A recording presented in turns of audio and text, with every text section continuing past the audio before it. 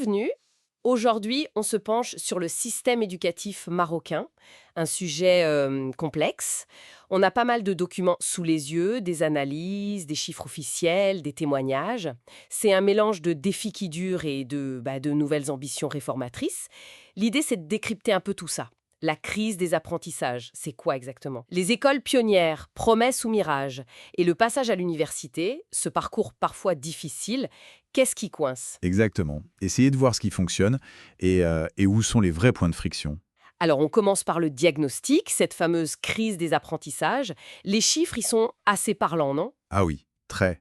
On parle de 60, voire 80% des élèves qui ne maîtrisent pas les bases. C'est énorme. Et il y avait ce classement PISA 2018, le Maroc assez bas, 75e sur 79 pour les compétences minimales. Tout à fait. Et ce n'est pas nouveau, hein. Ça fait 25 ans que les évaluations internationales le montrent. Ça suggère un problème de fond, vraiment systémique. Oui.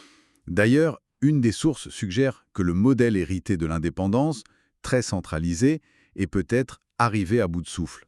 Intéressant. Et face à ça, donc, la réponse actuelle, c'est le projet des écoles pionnières. De quoi il s'agit concrètement? Alors l'idée, c'est de se recentrer sur les fondamentaux, lecture, écriture, calcul, avec une méthode spécifique, le TARL, Teaching at the Right Level. D'accord, enseigner au bon niveau. C'est ça. Et une pédagogie dite explicite, très structurée. Le gouvernement communique sur des résultats encourageants, un rattrapage assez net pour beaucoup d'élèves. Oui, il parle d'une extension à plus de 2600 écoles primaires pour la rentrée 2024-2025. Voilà. Mais c'est là que ça devient intéressant, parce qu'il y a débat. Ah, Bah oui. Si l'efficacité en remédiation pour rattraper un retard est plutôt reconnue, des questions se posent sur la généralisation. Est-ce que c'est tenable à grande échelle? Ça demande beaucoup de ressources, notamment en suivi, en inspecteur. et est-ce compatible avec l'idée d'autonomie des écoles qui était dans la loi cadre? Justement, une source pointe que ça pourrait même aller à l'encontre. Et puis, cette pédagogie explicite, très cadrée, est-ce qu'elle ne risque pas de standardiser un peu trop? De limiter la liberté de l'enseignant ou peut-être de moins stimuler les élèves qui n'ont pas de difficultés particulières? D'accord, je vois. Donc des questions sur la méthode elle-même et sa mise à l'échelle. Et au-delà de la classe, il y a d'autres défis, plus structurels. La formation des enseignants, par exemple. Oui, une réforme est en cours, mais apparemment avec des difficultés. Manque de coordination entre l'université et les centres de formation, les CRMEF, l'intégration des anciennes structures, qui n'est pas simple, des soucis avec l'alternance, C'est un chantier complexe. très. Et ça résonne avec une étude économique assez interpellante. Ah oui, laquelle? Une étude sur la période 1990-2023 qui n'a trouvé aucune corrélation statistique significative entre les dépenses publiques d'éducation et la croissance économique au Maroc. Aucune. C'est quand même étonnant. Oui, pire, le capital humain accumulé aurait un impact faible, voire négatif sur la croissance. Ça suggère une vraie question sur l'efficacité de la dépense. Ce n'est pas juste une question de budget, mais de comment l'argent est utilisé. Et la structure des dépenses est pointée du doigt aussi, c'est ça? Trop sur le primaire et les salaires, peut-être? C'est d'une des hypothèses, oui, au détriment d'autres niveaux ou d'investissements peut-être plus stratégiques. Et cette difficulté à, disons, valoriser le capital humain, on la retrouve de manière flagrante au moment de la transition vers l'université. Ah oui, là c'est criant. Une enquête menée à la fac des sciences de Marrakech, les chiffres sont terribles. Des taux d'abandon énormes en première année, 30-40%, et très peu qui valident, 10-20% seulement. Pourquoi une telle hécatombe?